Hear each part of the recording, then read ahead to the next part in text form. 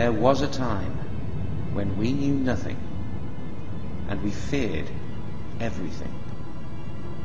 A modern mind finds it impossible to imagine the world through the eyes of a prehistoric human. But there's no such thing as a modern mind. We are only modern inasmuch as we were born recently.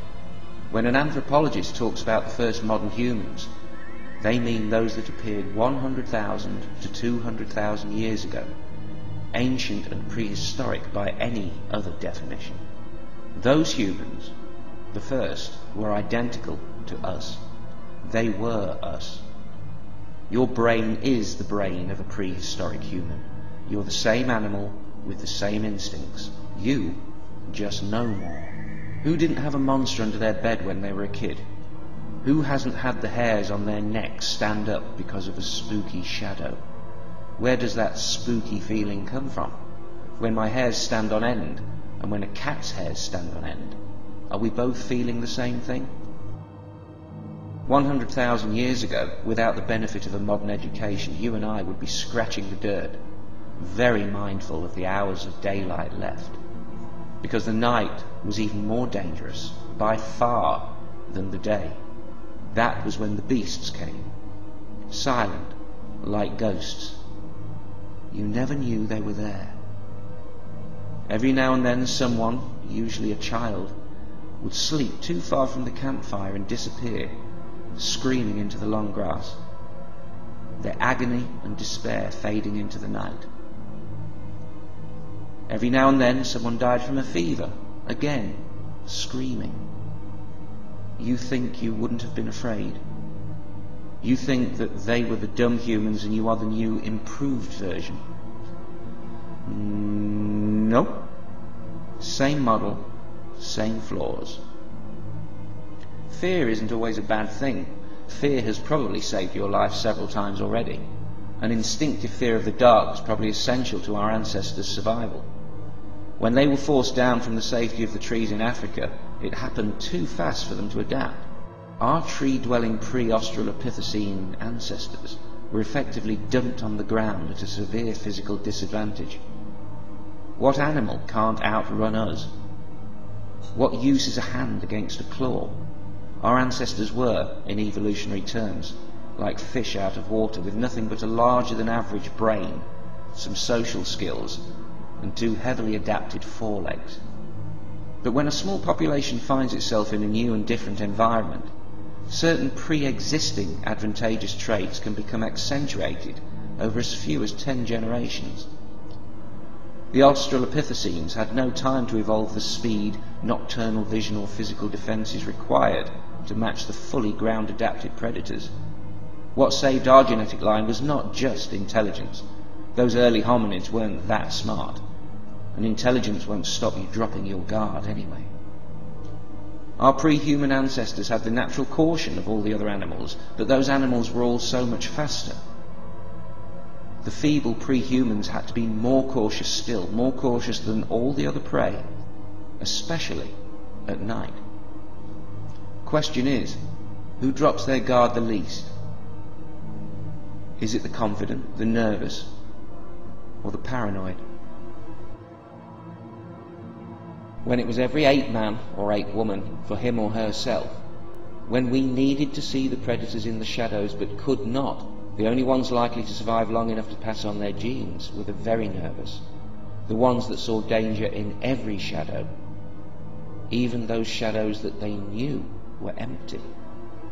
That is the level of caution a slow, unarmed, feeble little ape needs when the trees are gone.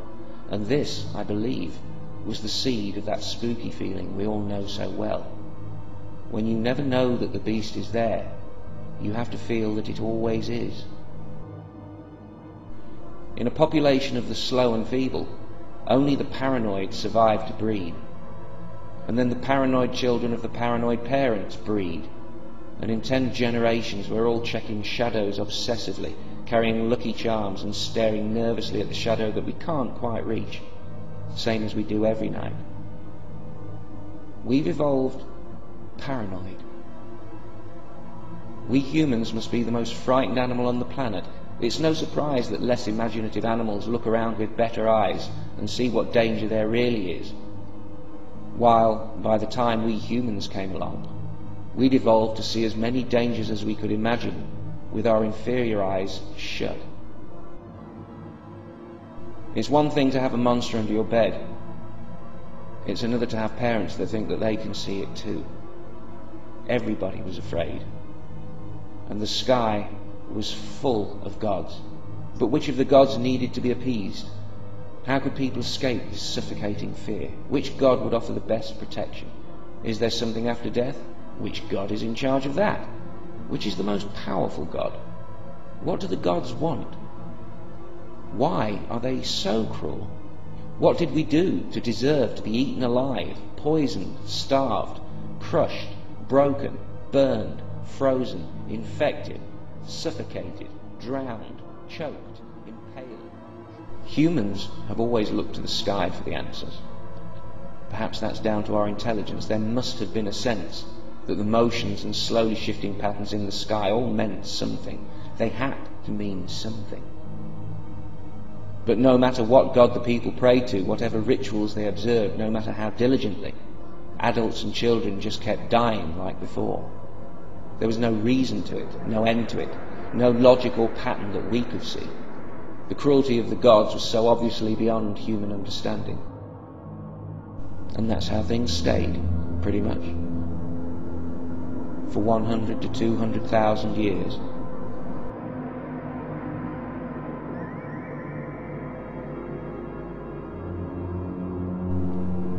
Then, a man who many would one day call the first philosopher, Thales, became the first person to ever successfully predict a solar eclipse. That eclipse happened, we think, on May the 28th, 585 BCE. We don't know if Thales got the time or the date or even the month right. We don't know how he did it. But there isn't much argument that he did do it. It was quite a moment that day when the sky turned black. An ordinary man had predicted what no priest, oracle, prophet or mystic, or god, had ever foretold. Something changed in that moment. We didn't have to be afraid anymore. Thales showed us how. It's sadly ironic that those early humans were right. Those changing patterns in the sky did mean something, and the answer to so many fears was in the sky, though in the form of a window on understanding the universe rather than the blessing of a god. Learning about the world, understanding it, can free us from our deepest instinctive fears. This is a miracle you can believe in. Knowledge can transform us. That which once terrified us can become a thing of the greatest beauty simply by understanding it, how it came to be, what it is not, and why it cannot harm you. Thales may only have given us an approximate date for his eclipse, but 2,500 years later we've learned to predict them down to the second, and in the process we've learned about the galaxies and the quarks and everything in between. And on all scales, at all times and places, we see the same rules in operation, nothing more, nothing less. If we can reproduce the conditions, we can reproduce any phenomenon. And each time we learn something new, life becomes ever more naturally explicable without the need of a supernatural agent at any point. Without an all-powerful God in the way, the ugliness and the cruelty of life become, if not more forgivable, then at least understandable. This is as fair as the universe could be. Tragedies are the infinitely regrettable but inevitable byproducts of life simply being possible in the first place. The causes of all tragedies are the causes of life itself. The gravity that kills is the same gravity that makes stars shine, planets form, and keeps all the other kids safely on the ground. The universe doesn't hate us, it doesn't toy with us or mock us, torture us or punish us. We are not born into any shame. To say we are is a crime against humanity.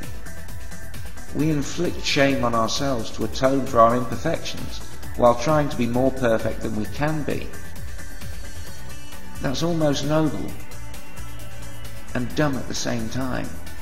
Earth made us like this. From a natural fear of the dark, our ancestors developed, via survival necessity, an instinctive fear of the unseen and the invisible, which our higher minds confuse as the fear of the unknown and the unknowable. But it doesn't have to be like that. That's what Thales taught me anyway.